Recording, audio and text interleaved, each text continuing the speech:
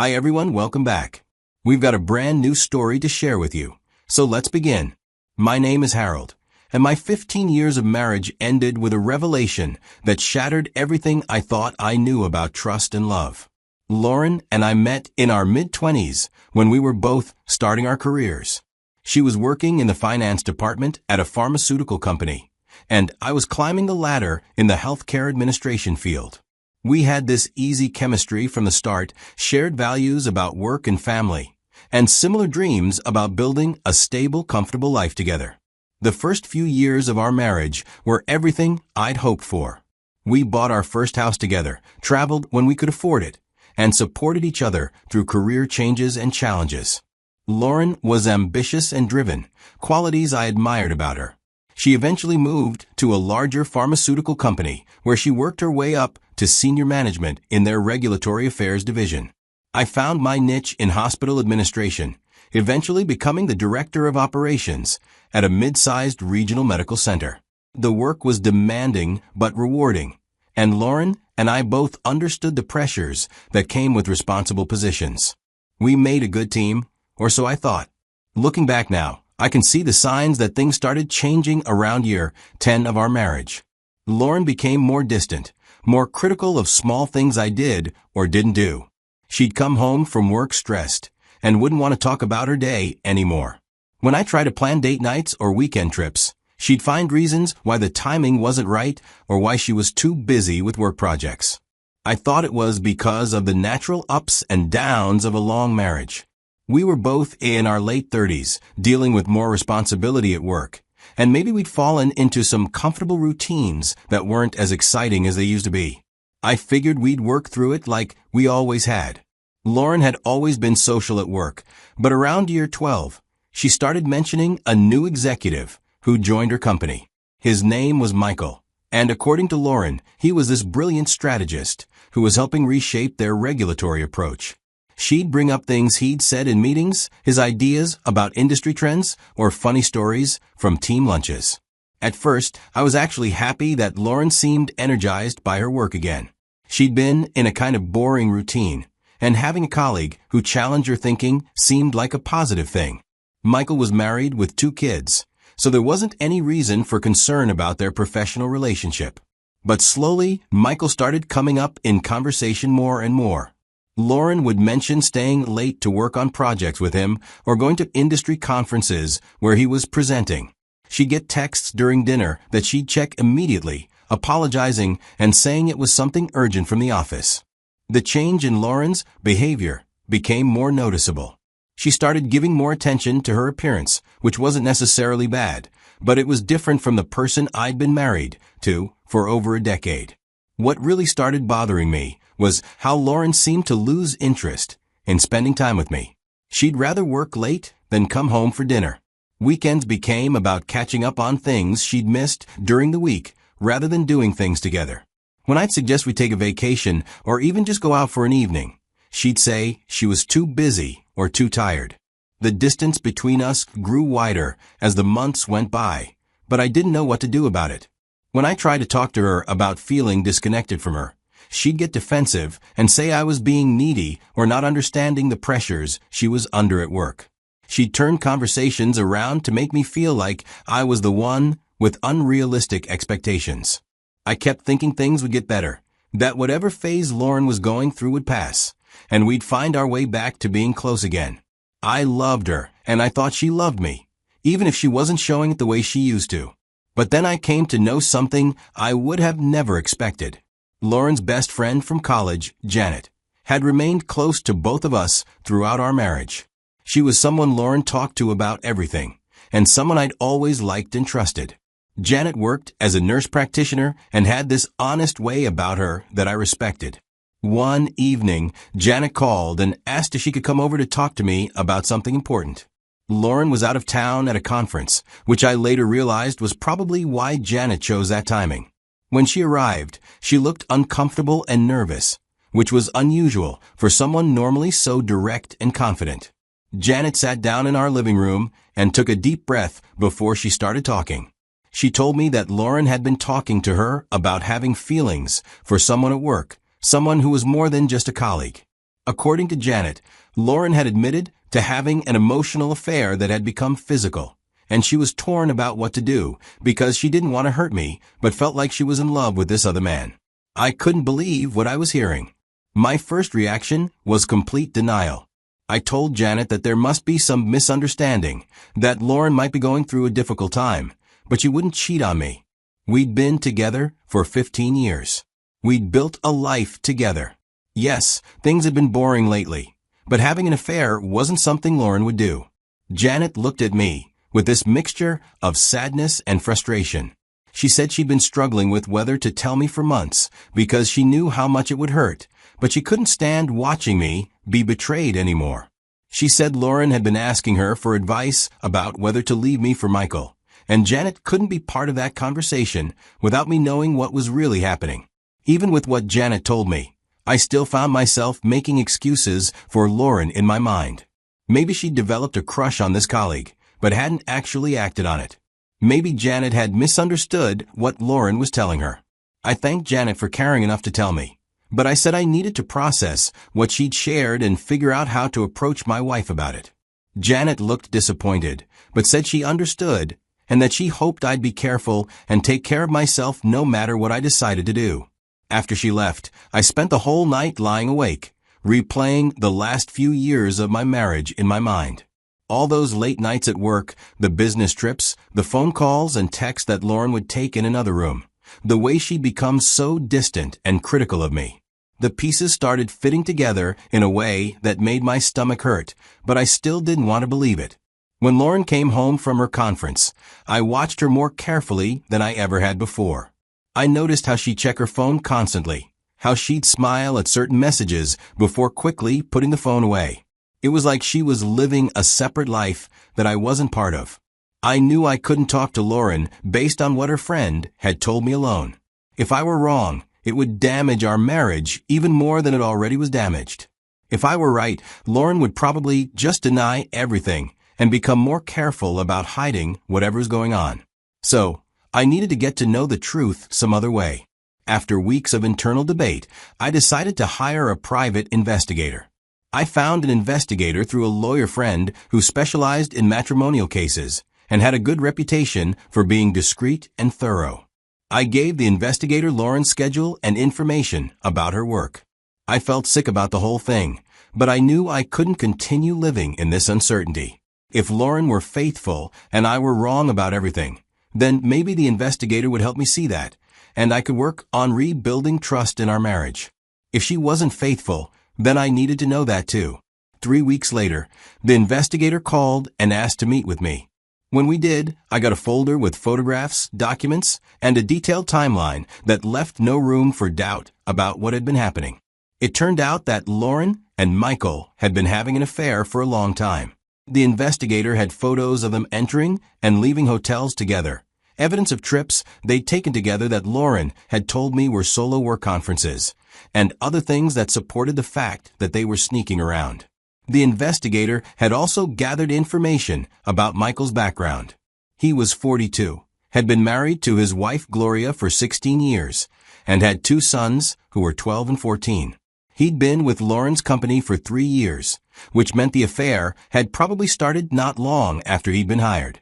He lived in an upscale neighborhood about 30 minutes from our house, and according to public records, he and his wife owned their home jointly. Looking at those photographs was one of the most painful experiences of my life. Seeing Lauren laughing and holding hands with another man, seeing her be affectionate and intimate with someone who wasn't me. It was like watching 15 years of marriage crumble in real time. But along with the heartbreak, I tried to see the light ahead. All those months of feeling like I was losing my mind, wondering why she had become so distant and critical, questioning whether I was being too needy in wanting to feel connected to my wife. None of that had been about me at all. She had checked out of our marriage because she was investing her emotional and physical energy elsewhere. The investigator had also provided me with information about Gloria, Michael's wife. She was a high school teacher who coached the debate team and volunteered with a local animal rescue. She and Michael had been together since college, and from what the investigator could determine, she had no idea about her husband's affair. As I drove home that evening, I kept thinking about Gloria. She was living the same lie I'd been living, trusting someone who was betraying that trust every day. She deserved to know the truth, just like I deserved to know it. I spent several days researching Gloria online, learning what I could about her. She had social media profiles that showed a normal, happy family life. Photos of her and Michael at their kids' sporting events, family vacations, celebrations of work achievements, and anniversaries. It looked like the life Lauren and I had once had, before everything became complicated and distant. I found Gloria's work email through the school district's website and sent her a message asking if she'd be willing to meet with me about something important regarding our spouses. I didn't want to reveal anything sensitive over email, but I wanted to give her the option to hear what I had to share. 2 days later, Gloria responded saying she'd be willing to meet, and we arranged to have coffee at a place. I brought copies of all the evidence the investigator had gathered, not knowing how much or how little Gloria might want to see. Meeting Gloria was both easier and harder than I'd expected. She was warm and straightforward, with this matter-of-fact way of speaking that reminded me of Janet. When I explained who I was and why I'd contacted her, I could see the recognition in her eyes. She'd probably had suspicions of her own that she'd been trying to ignore. I showed Gloria the timeline and some of the less intimate photographs, giving her the option to see everything or just the basic evidence of the affair. She chose to see it all, and I watched her face change as she processed what her husband had been doing. What surprised me was how quickly Gloria shifted from shock and hurt to what I can only describe as cold. She told me that this wasn't the first time Michael had cheated on her.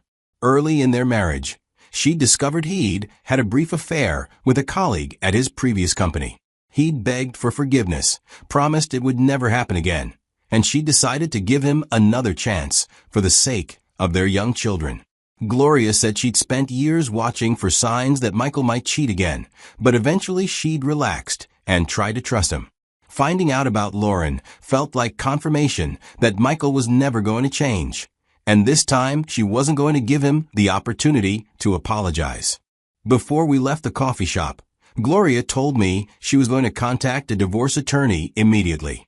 She said she was done protecting Michael from the consequences of his choices, and she was going to make sure that this affair cost him everything she legally could take. She thanked me for giving her the evidence, and said she hoped I'd find a way to move forward that brought me peace. That conversation with Gloria made me realize I'd been so focused on trying to save my marriage that I hadn't really considered what I wanted to happen if the marriage couldn't be saved. I decided not to confront Lauren immediately. Instead, I wanted to get my own legal situation sorted out first. I contacted a divorce attorney and began the process of understanding what a divorce would look like financially and practically. Now, Lauren and I didn't have children, which simplified some things, but we'd built significant shared assets over 15 years that would need to be divided. My attorney advised me to gather documentation of all our joint accounts, property, and investments before taking any action that might alert Lauren to my plans.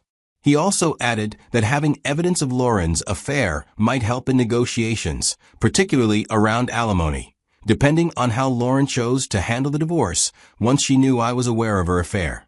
During this period, I found myself becoming emotionally distant from Lauren in ways that she began to notice. I couldn't pretend to be affectionate with someone who was betraying me daily, and I stopped making efforts to bridge the gap between us. I was at this point absolutely done.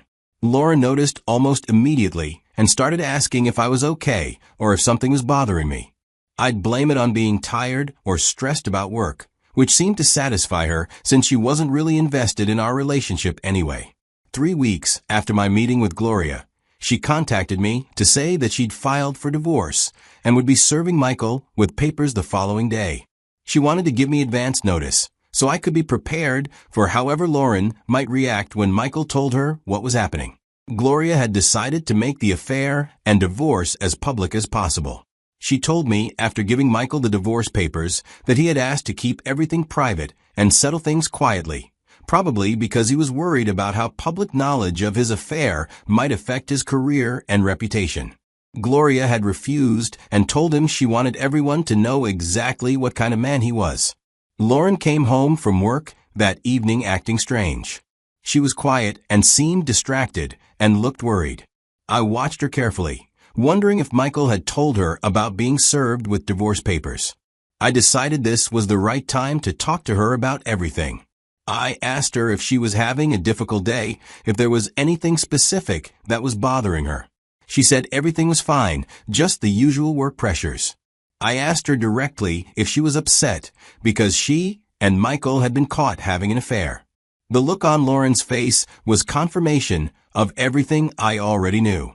She started to deny it, started to ask what I was talking about, but I interrupted her and told her I had photographs, documentation, and a timeline of her affair. I showed her some of the evidence and told her I'd already consulted with a divorce attorney and would be filing papers within the week. Lauren broke down completely. She started crying and begging me to let her explain, saying the affair didn't mean anything, that she loved me and wanted to work things out. She said she'd been confused and made terrible mistakes, but she was willing to do whatever it took to save our marriage.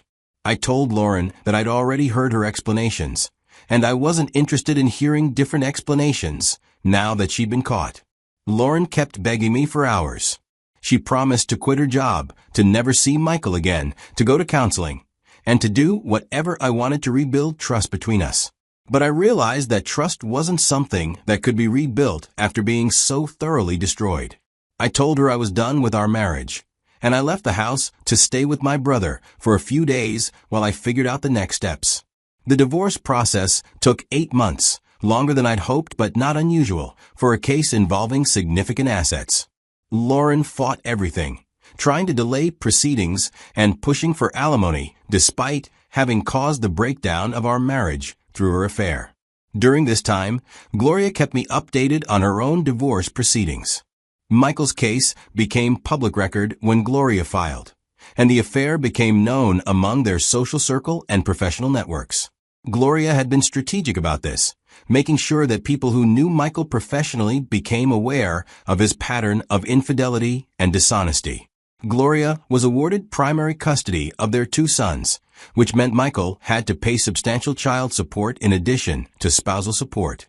She also got their family home and most of their shared assets. Michael was left with his income, his car, and whatever he could fit in the small apartment he'd rented across town. About 6 months into our respective divorce proceedings, Gloria contacted me to tell me that she decided to send documentation of their affair to Lauren's company's Human Resources Department. The company where Lauren and Michael worked had strict policies about workplace relationships, particularly between executives and their subordinates.